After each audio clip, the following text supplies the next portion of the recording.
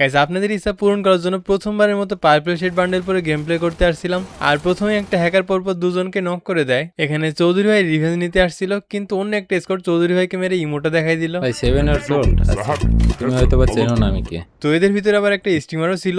স্ট্রিমারটা live আছে কিনা check করতে গিয়ে তার কিছু ভিডিও প্লে করি আর দেখতে পারি প্লেয়ারটা রিজনের প্লেয়ার। একটা ভিডিওতে দেখলাম সাদিয়া ভাইকেও মেরে ইমোট দেখাইছে।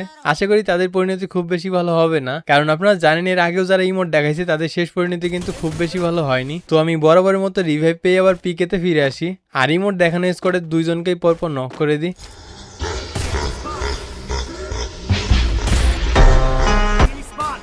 এটা এটা এটা ইমোট দিছিল, কিন্তু ওরা তিনজন ইমোট দেখাইছিল, তাহলে রিভেঞ্জ এখনো বাকি আছে।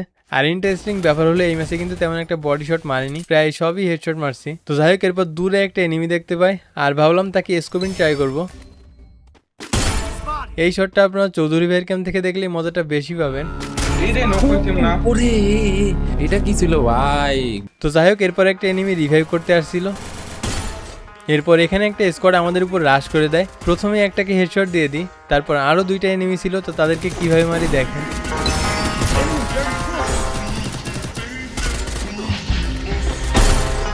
তো এদেরকে মারার পর জোন থেকে বের হওয়ার সময় আমাকে একটা প্লেয়ার কই থেকে আচমকা নক করে দেয়, তারপর রিভাইভও পেয়ে যায়। আর নিচে ছিল ইমোট দেখানো স্কোয়াড। প্রথমে একটাকে নক করে দিই আর বাকি ক্লিপটুকু চৌধুরী ভাইয়ের কাছ থেকে দেখে। এটা এটা এটা এটা ইমোট দেখাছিল।